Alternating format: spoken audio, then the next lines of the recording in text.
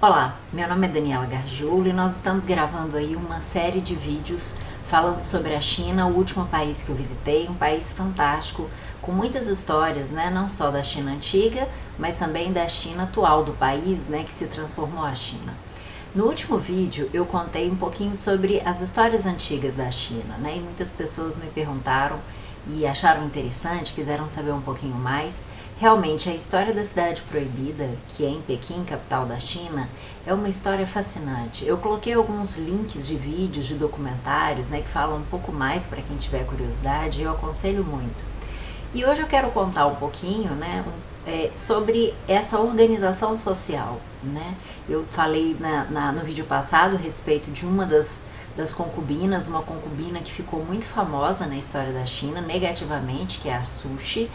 A Cixi foi uma concubina escolhida, né? E tem uma curiosidade atrás dessa história, porque durante todo o Império Chinês, que durou mais de 500 anos, várias conquistas, né, a povos próximos ali da China.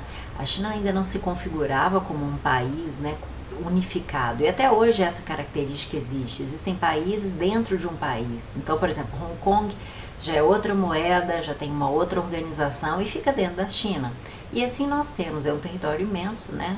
E por isso muitas variações acontecem. Então, só recapitulando um pouquinho da história da Cixi, essa concubina que teve aí um papel marcante na história da China, houve então, numa dessas batalhas do Império, conquistaram lá uma determinada aldeia, uma determinada região, e conta-se que no momento, né, da invasão, eles incendiaram um castelo onde estava o príncipe que regia essa região, que tinha sido dominada então pelo Império Chinês.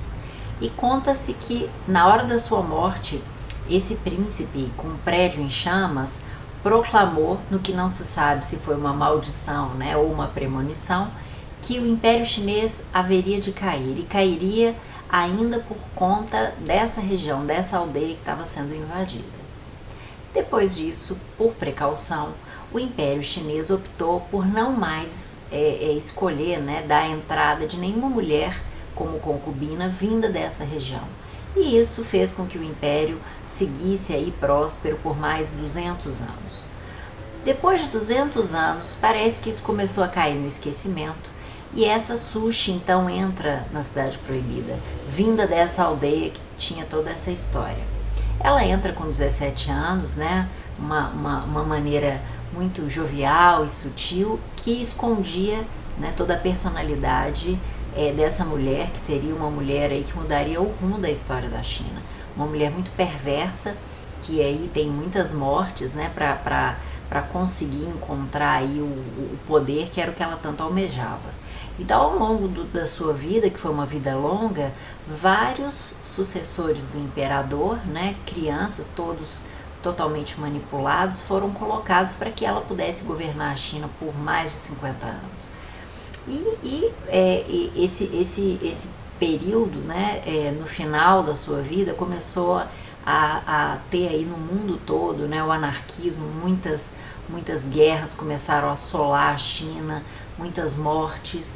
E no final da sua vida, quando ela já estava quase no seu leito de morte, ela teve a oportunidade de escolher um novo imperador, né? Alguém que pudesse realmente governar aí, e tirar a China, tirar o Império Chinês de todos esses problemas. E ainda assim, na expectativa dela continuar no poder, né, e prolongar aí esse período tão longo de poder, ela mais uma vez escolhe uma criança de 4 anos de idade, né, que seria mais uma marionete.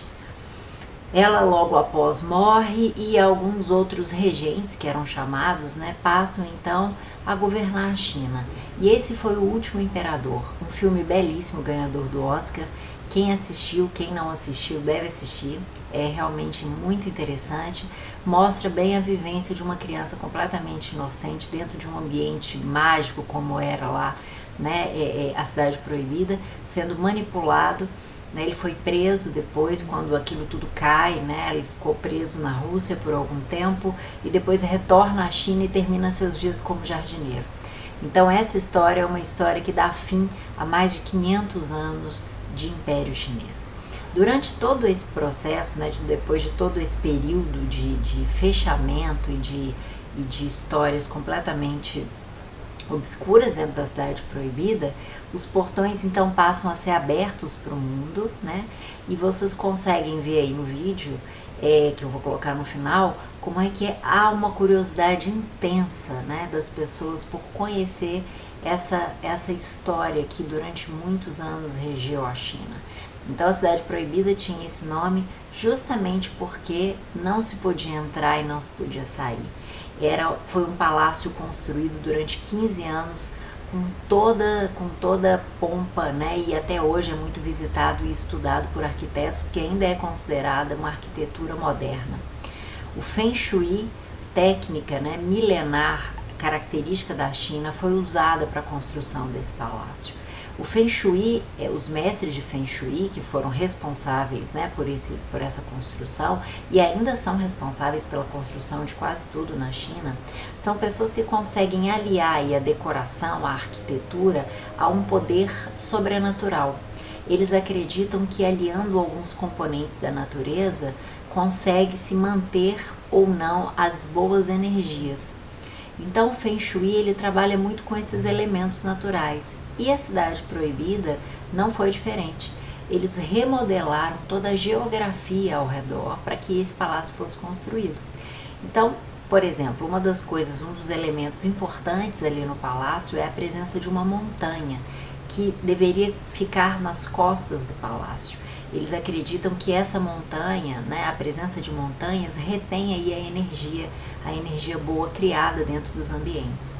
Só que Pequim é muito plana, não existem montanhas, então eles não tinham como escolher uma região baseado nessas montanhas. Eles escolheram sempre regiões baseadas no vento, na presença do vento e na direção do vento.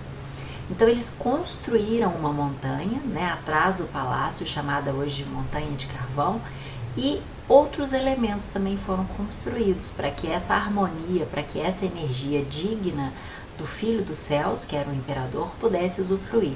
Então, cada um dos elementos que existem ali na Cidade Proibida não foram colocados à toa. A presença de muitas figuras, de muitas estátuas de dragão, né, de tartarugas, de garças, cada uma delas e o ponto onde cada uma delas está tem um significado. Nós temos também a presença de um rio que passa, um rio artificial que foi feito, que é um rio dourado que passa e que eles acreditam que aquele rio, que aquela água mantém sempre fluindo, né, a energia necessária para o palácio. Essa energia chama-se energia Qi. Então eles acreditam que os ventos trazem essa energia e esses outros elementos mantêm essa energia Qi dentro do palácio. Então a beleza ali, ela é muito harmoniosa. E a presença desses elementos, então, mantém aí toda uma harmonia necessária para que essa Cidade Proibida conseguisse seguir. Essa energia, né, que é uma energia cósmica, que os chineses acreditam, é a mesma energia que é utilizada e que é trabalhada, por exemplo, na medicina chinesa, na acupuntura. Então eles acreditam que essa energia que também existe em cada um dos seres é que governa aí a harmonia de tudo. Então, dentro dessa Cidade Proibida, né, que levou 15 anos para ser construída, toda uma organização passou a existir. E essa organização era feita não só, né, pelas famosas 3.000 concubinas, a figura do imperador, né, muitas vezes a família anterior do imperador, mãe, irmãs, enfim, como também pela presença dos eunucos, que eram figuras realmente muito, muito curiosas. Para vocês terem uma ideia, na China, né, em Pequim, existia uma clínica de cirurgia, né, para que os voluntários, né, entrar no Palácio Proibido pudessem ser castrados. Só dessa forma eles poderiam mostrar a fidelidade absoluta ao imperador. Então, centenas e centenas de homens, todos os dias, se candidatavam a passar por essa tortura. Imagine que na época eles eram anestesiados apenas com ópio, né? E os órgãos sexuais eram removidos de maneira muito brutal, 50% dos homens que passavam por esse tipo de procedimento morriam, ou por hemorragia, né, ou por infecção, enfim, por outras causas.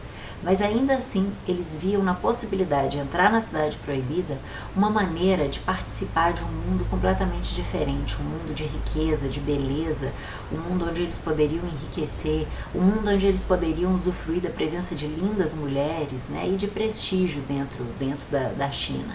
Então, por isso, vários deles se candidatavam. Além disso, percebe-se também uma grande importância desses homens como homens que participavam ali como fiéis escudeiros e muitas vezes, né, causavam intrigas dentro do palácio, criavam competição. Cada um deles era responsável muitas vezes por uma concubina ou algumas concubinas, e eles se beneficiavam toda vez que o imperador escolhia uma dessas concubinas como uma das concubinas preferidas. Então eles trabalhavam ali com aquela concubina, pensando na roupa que elas deveriam vestir, a maneira como elas deveriam ser, né? Eles realmente eram como treinadores, né, específicos para cada uma dessas concubinas. Então é isso, pessoal. Essa é um pouquinho mais da história da China. Espero que vocês tenham gostado. Até a próxima.